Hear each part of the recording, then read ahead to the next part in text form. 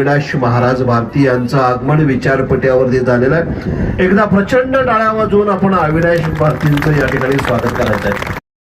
मला तर अभिमान आहे माझ्या रंगाचा, कारण माझे बुद्ध काळे आहेत, माझा विठ्ठल काळा आहे, माझी माती काळी आहे, माझी माय काळी आहे आणि म्हणून मी काळा आहे। काळा रंग निर्मितीचा रंग आहे। काळा रंग पांढऱ्या आभाळामध्ये काळे ढग दाटून आले की आता पाऊस येणार आणि माझ्या बापाची काळी जमीन हिरवीगार होणार। आशावाद फक्त काळ्या रंगाच्या ठिकाणी साहेब। बघा तुम्ही, पांढरा आभाळ बघून कोणी आनंदी होत नाही आणि आपल्या गावातलं एखादं जर पांढरा आभाळ बघून म्हणलं ना, wow very beautiful today's nature is very sweet, what is the climate bro, तर समजायचं हे डोक्यावर पडलं, त्याचे चाराने हरवले, ह्याला पुत्र मित्र चावलं।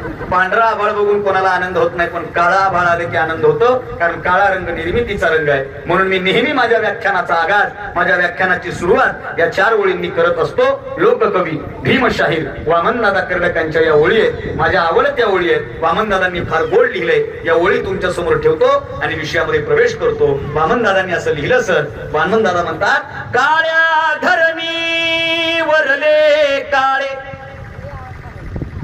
काळ्या धरणी वरले काळे, काळाने विणले रे जाळे, करील काही काळे आता काळ्या करणी सवे, तुफानातले दिवे आम्ही हो, तुफानातले दिवे, तुफानातले दिवे आम्ही हो, तुफानातले दिवे।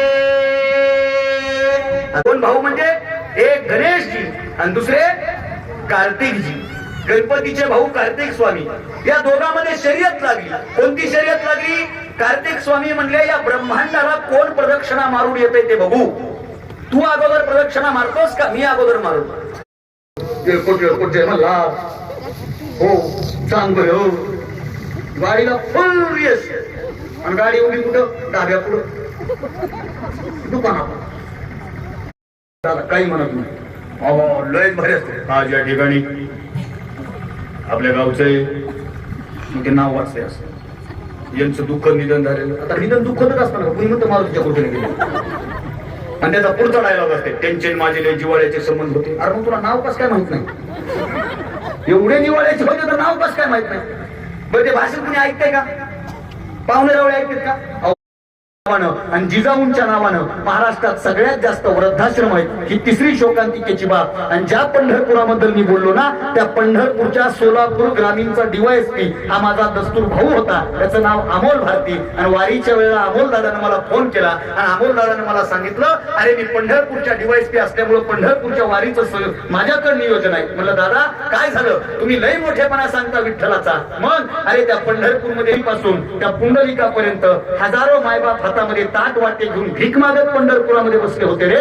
अरे जे पंढरपूर मायबापाच्या सेवेसाठी जगामध्ये वंदनीय झालं, तिथं मायबापांनी भीक मागत बसणं हे आपल्या संस्कृतीला शोभणार नाही। मग आजच्या तरुण पिढीनं या सगळ्या गोष्टीचा आदर्श राखत असताना आपला बाप कोणाच्या समोर हात पसरणारा झाला नाही पाहिजे, तर आपला बाप दुसऱ्याच्या ताटात त्याला भाकर देणारा झाला पाहिजे।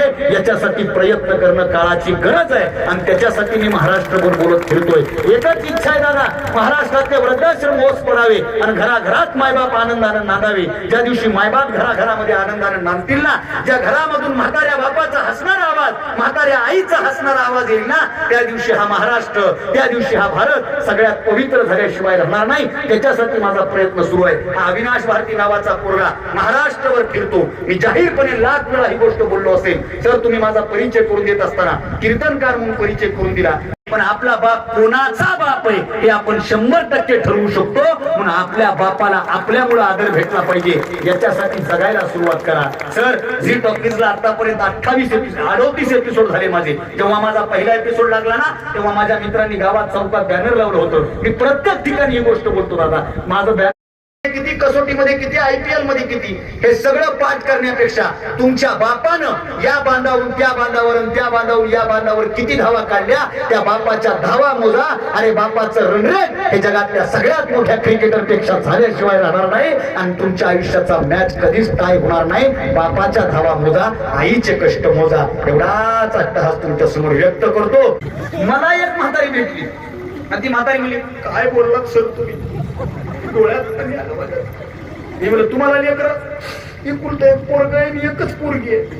मी म्हणलं कसं आहे काय सांगावं सर. म्हणलं मुलगी कुठं दिली तिकडं सांगोल्याच्या पलीकडं. तिथं कसं आहे तिचं लय चांगलं केलंय बघा देवाने. नवरा तर एवढा चांगला भेटलाय जावाई माझ्या पुरीचा शब्द सुद्धा पडू देत नाही. माझी पोरगी म्हणाल तीच त्या घरामध्ये चालतंय एवढी माझी पोरगी चांगल्या घरात पडली. आणि म्हणलं पोरग बायकोच्या नादानं बिघडले. तीनदा सांगून मी ज्या गाड्यानं टाळी वाजली नाही तो काय घडी नाही का वाजवा. अहो मी लय डेंजर माणूस आहे त्याच्यामुळं काही जण तर आम्ही त्यांचेच घेतो की आता पण तुम्हाला ती दिलास कशी म्हणते मी याला माझे घ्यायला महिला मंडळ हप्ता आला का मग गणपतीची पट्टी द्या. सर्व मान्यवर आमच्या आमंत्रणाला निमंत्रणा मान देऊन या ठिकाणी उपस्थित राहिले. आपले सर्वांचं मानकेश्वर गणेश उत्सव मंडळातर्फे आम्ही हार्दिक आभार मानतो.